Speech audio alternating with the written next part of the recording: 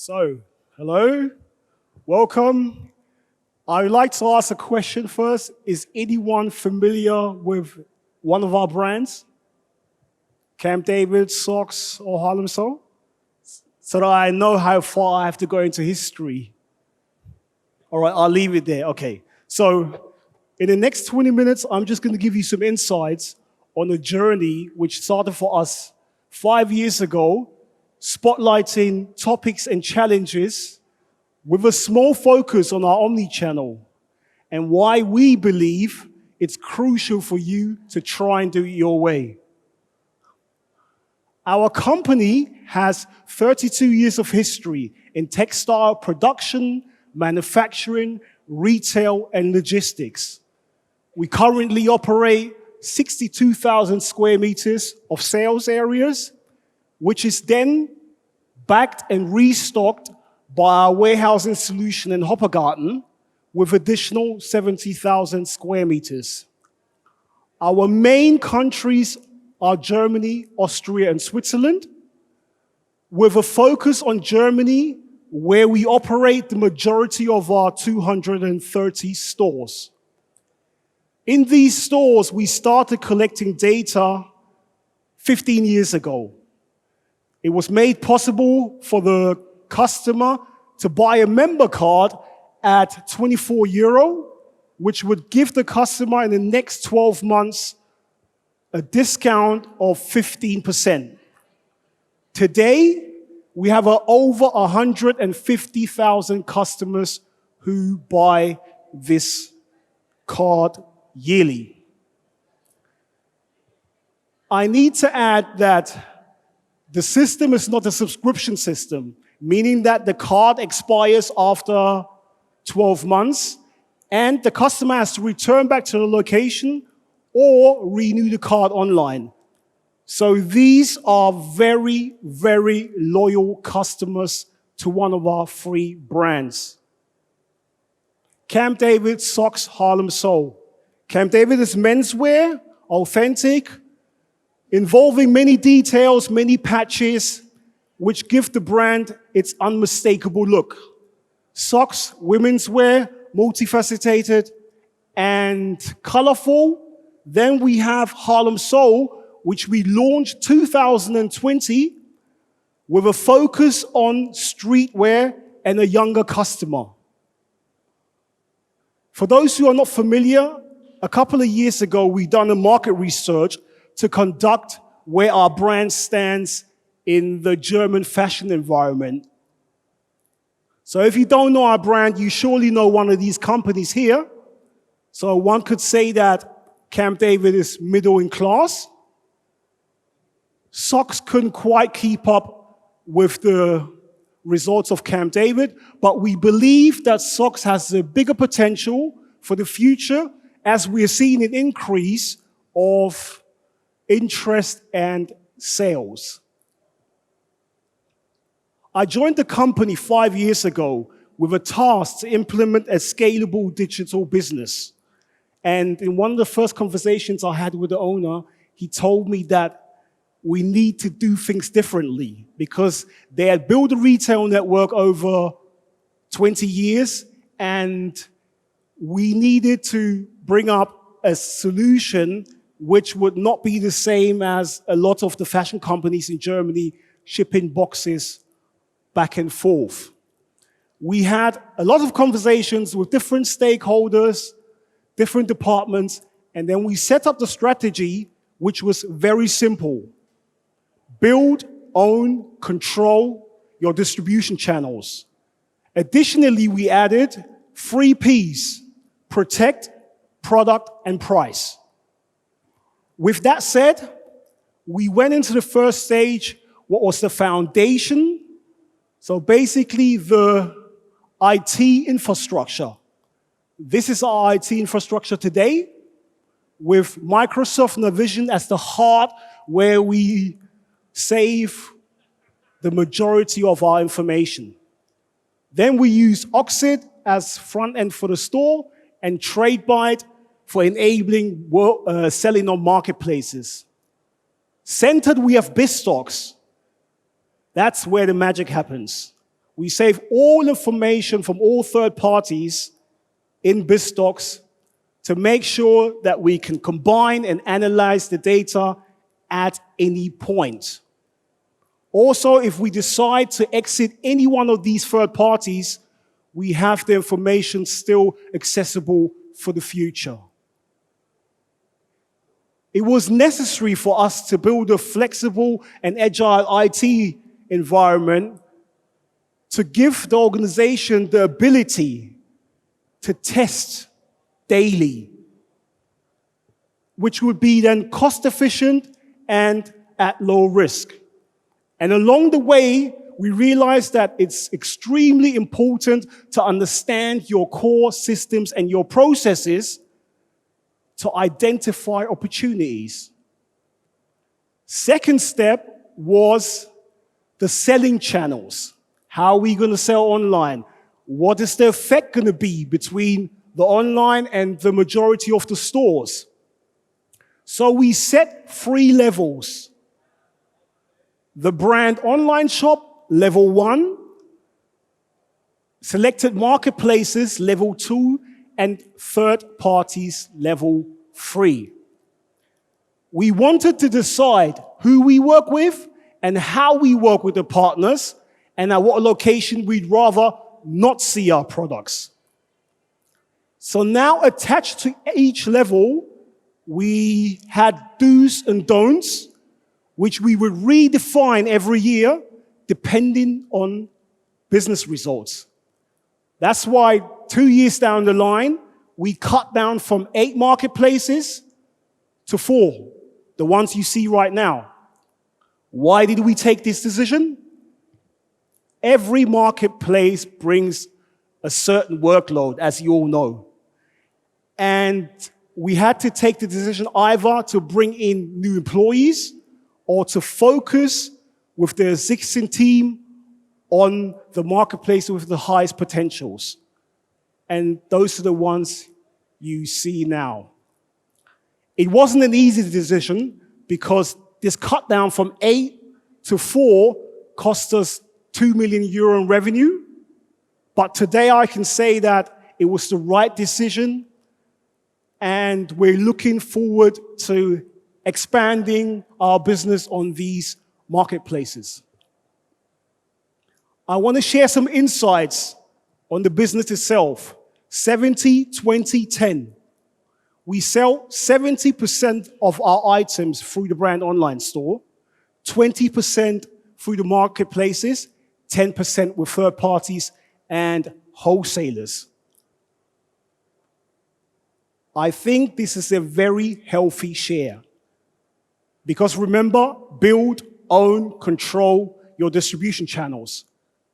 We control 70%, or we control in general our brand online store. $7.95. Picking, packing, and shipping generates costs. And we said from day one, we're not shipping for free.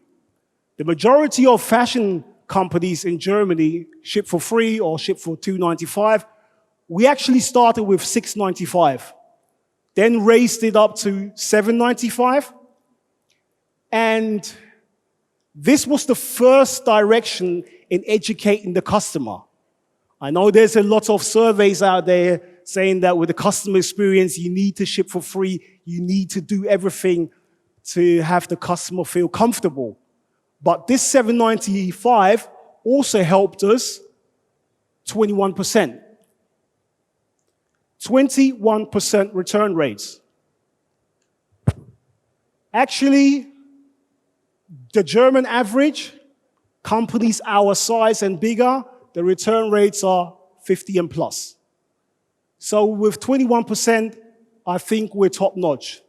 And we're not selling a couple of t-shirts online. I'm talking about volumes, 800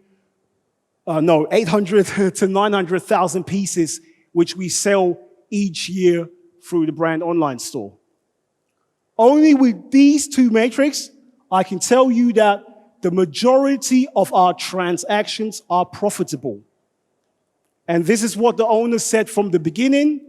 We have time, We have a foundation. Let's build a profitable business. Then last, 5.3%. That's our conversion. Till the time we could measure it, 5.3%. Which then again, if you take a look at our website, it's fairly simple. We like to keep it basic, and all these numbers show us that we're moving in the right direction. A couple of months down the line, we ran into this challenge that we saw certain products were sold out in our brand online store, but still available in the multiple physical locations. So we set up a new project. At that time, it was called decentralized logistics. How can we access these items? After defining the business needs, we identified an opportunity to adapt the process which we'd used in the past. That's why early on I said it's important for you to understand your processes and your systems. So we adapt the process, which made everything more easier. So 3 months later, we were live with an MVP, what was then to become Omnichannel. How does it look? How does it work? Once we receive an order from our brand online store, there's an inventory check. And depending on certain matrix and business rules, the order is then allocated to the retail pool or it's allocated to the warehouse pool. Retail pool meaning that any one of the stores taking part in our Omnichannel can then pick the order and send it to the customer. If it can't be fulfilled from any one of the stores, the warehouse comes in place and fulfills the order. What did we see in the next weeks? We saw inventory maximization. Now that we were showing the inventory out of multiple stores, it increased the assortment 300%, which then again brought an increase of sales, an increase of conversions, and a problem we had in the past, stock, old stock.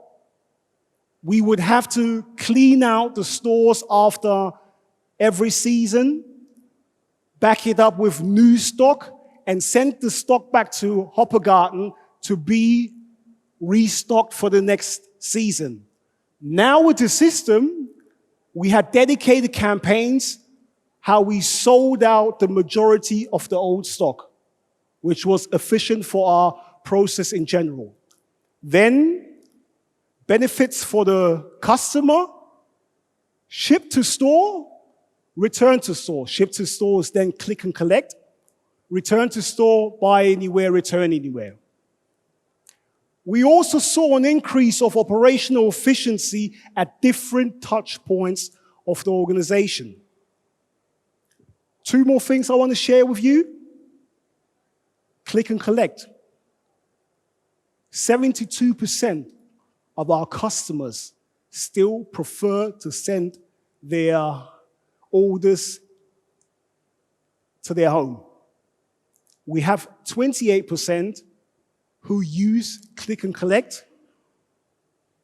Early on, $7.95, that's the home address.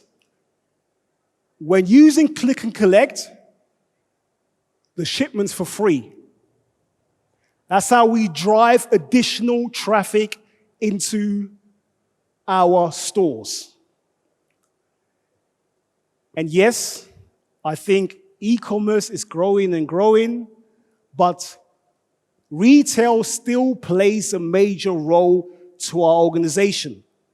Like our CEO said, we are a retail company. The majority of our cardholders have never ordered online. And our strategy is not to convert them to online buyers.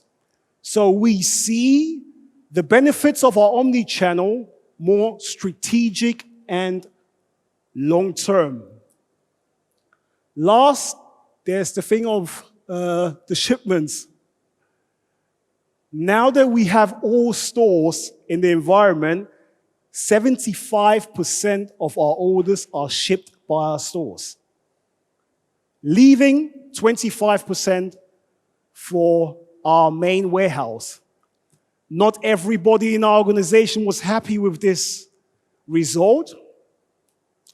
Why? I want to give you a small impression of our warehouse, which we opened 2016, and why not all parties were so happy that our warehouse was now unchallenged.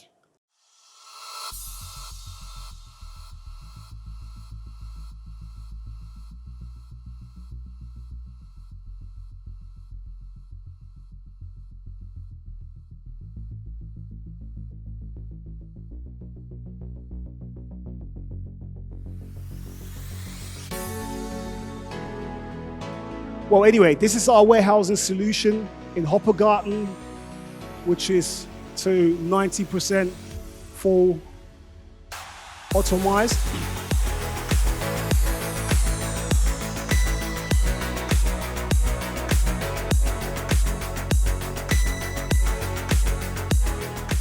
Before we started with the B2C solution, we were restocking the retail stores with this solution. Then we fixed it for B2C business, and now the majority of our orders are being packed by our stores. So we went into a different project and opened up Clinton services, meaning that, this is our head office where the logistics center's behind.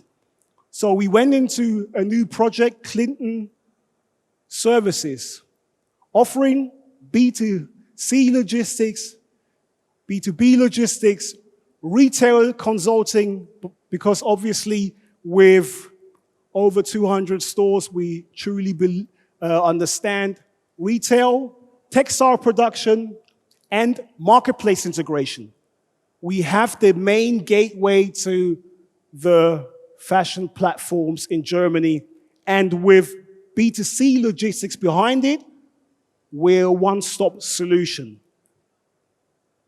So we found a way to maneuver through this very noisy e-commerce environment. And in general, it might not work for you. For us, it was, beneficial. And what I think is that every now and then, we have to take a look at our strategy we put up in the beginning, compare to the status quo, and maybe take those insights and transform them into new strategic decisions. I truly believe that there's still a lot of companies out there taking decisions on what are these guys doing on the left, what are the other guys doing on the right, or what are these new buzzwords, and taking decisions on systems like this without knowing the background why certain companies are implementing certain solutions is extremely dangerous. And then additionally, there's a million service providers. One guy's telling you he has a solution for your conversion rate. The other guy's telling you they have a solution for your sizing problem, and so on and so on. So there's a lot of noise out there. And what we tend to do then is go back to the basics. The foundation, what I spoke about earlier on, taking a look at the data. Because the data tells stories. And that's why, for example, on our brand online store, we do not have too many solutions installed. Because the data is telling us that we're moving in the right direction. And nobody understands the business, your business, the way you understand the business. That's why with the the solution providers, it's always difficult. Try to gather as much information as possible from the different sources of your organization. Because data from one source will give you one impression. Brought together with data from a different source gives you quite a different impression. But I think that only when you combine and analyze data from as many different sources as possible will the insights show you the whole picture. And this will bring you benefits on your journey of trying to do it your way. Thank you. Hi. A short question regarding your warehouse management. Sorry. Can you hear me? Okay. Yeah. A little bit louder. When you included your stores into your warehouse management, and you said not everybody was happy with the solution, so they could pick up stores could pick up orders and fulfill and so on. So can you tell me how happy are the store people with your new solution, that they pick up the orders from online customers and provide the fulfillment? Yeah, okay. That's a good question. In general, when you're setting up systems like this with different stakeholders, we knew it was important to bring the store employees in. So additionally, we have a commission we pay them. Every store gets a commission on the orders he picked, or he or she picks, right? So we had the different stakeholders all at the table, and everybody communicated what he's fine with or what he's not fine with. And depending on how large the store is, some stores pick more orders, some stores pick less orders, but we try to set a limit so that one store doesn't pick 100 orders. So over a month, they generate additional revenue from the commission out of our headquarters. Hey, thanks Hi. for the insightful talk. I'm wondering, like, with this service offering that you're positioning yourself with, what market segment are you targeting? Is there like a buyer persona that you're especially after? Well, we've been in textile for 30 years, so the system is set up for textile. We have additional warehouses where we do other categories, but 90% of it is set for textile business. With hanging, I think it wasn't shown in this video, we also have the hanging possibility for suits and everything. Understood. Thanks. All right. All right, here we go. Hello. I have a question regarding your setup. You're using Oxid, you're using TradeByte, and you're using Microsoft Business Central. Yeah. That's quite, I mean, in the e-commerce world, what I have learned so far, most of the people are going for Shopify, they're going for the fancy stuff. How do you deal with the data and the information that you get from, you know, Business Central? It's not the most fancy system, and it's not the best for e-commerce, probably. No. How do you deal with this combination? Because we exactly have the same setup, and we're quite happy with it. It's like a VW. It's probably not the fancy shit, but it is good and reliable. Well, in general, when I joined the organization and also the steps I've had in the past, I always thought it was better for employees to learn how to analyze data manually. So we started doing a lot in Excel, and the guys are sitting there up front, they do a lot in Excel just to get the understanding and the mindset. With the company size, yes, we could have gone out and bought some crazy solution, but we do a lot of the stuff basic, and that was the IT infrastructure I showed you. With the BizStock server, we just save all information in there and then put up claims and then drag the information and start working on it. And till this very day, we do not have any business BI solution which we work with. But we're fairly fine, and it just takes a further step for the employees to understand what they're actually doing. Thanks. Does that understand? Okay.